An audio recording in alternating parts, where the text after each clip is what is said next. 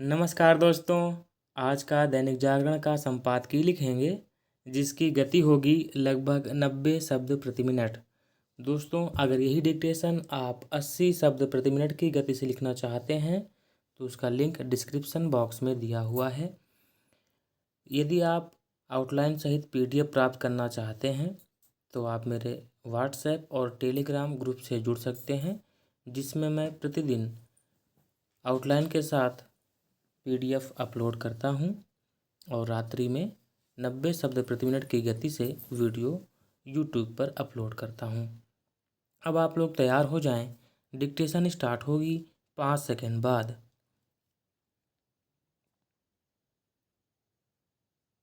Start.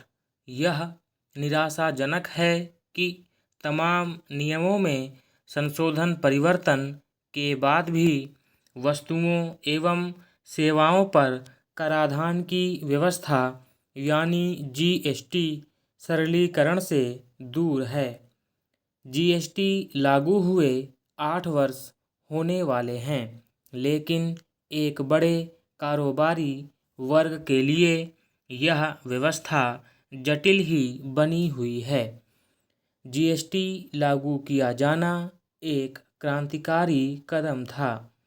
इसे लागू करते समय यह माना गया था कि इससे एक ओर जहां टैक्स चोरी पर लगाम लगेगी, वहीं कारोबारियों को लाल फीताशाही से मुक्ति मिलेगी।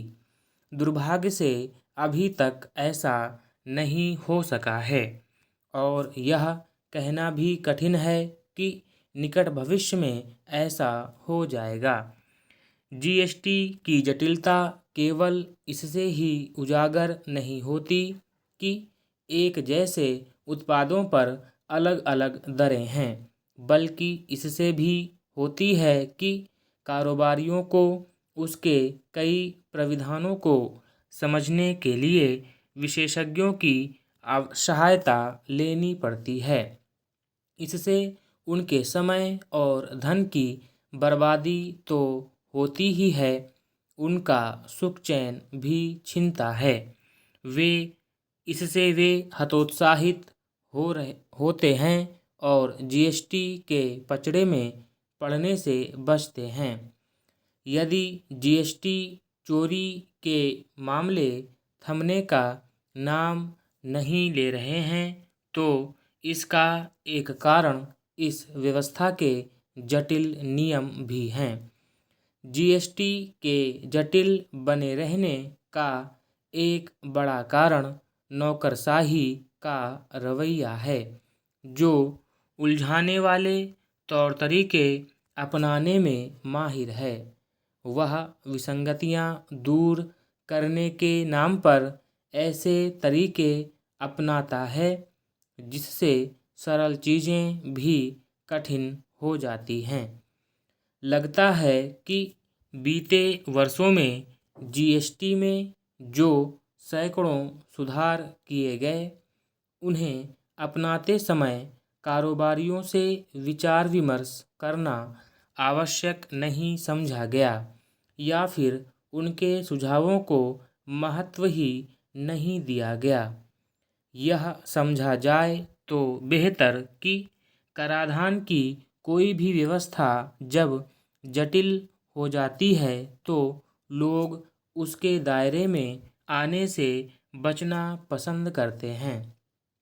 वादा यह किया गया था कि जीएसटी के तहत कारोबारियों को केवल अपनी बिक्री का विवरण देना होगा, लेकिन अब उन्हें तमाम तरह की जानकारी देनी पड़ती है और यदि भ्रम पैदा करने वाले नित नए नियमों के कारण तनिक भी हेरफेर हो जाए तो वह उनके लिए आफत बन जाती है।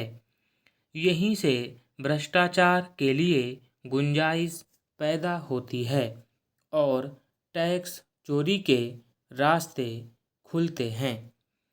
आखिर इसका क्या औचित्य कि यदि कोई कारोबारी किसी दूसरे से माल खरीदे और दूसरा समय पर जीएसटी रिटर्न ना भरे तो पहले वाले का इनपुट टैक्स रिटर्न फंस जाए। यह तो करे कोई और भरे कोई वाला मामला है। सरकार इससे संतुष्ट हो सकती है कि जीएसटी से प्राप्त राजस्व बढ़ रहा है, लेकिन कारोबारी उससे संतुष्ट नहीं। इसके अतिरिक्त जनता के लिए भी यह समझना कठिन है कि इस व्यवस्था से उसे क्या लाभ मिला। यह प्रश्न भी अनुत्तरित है कि जीएसटी स्लैब कब कम होंगे। स्टॉप।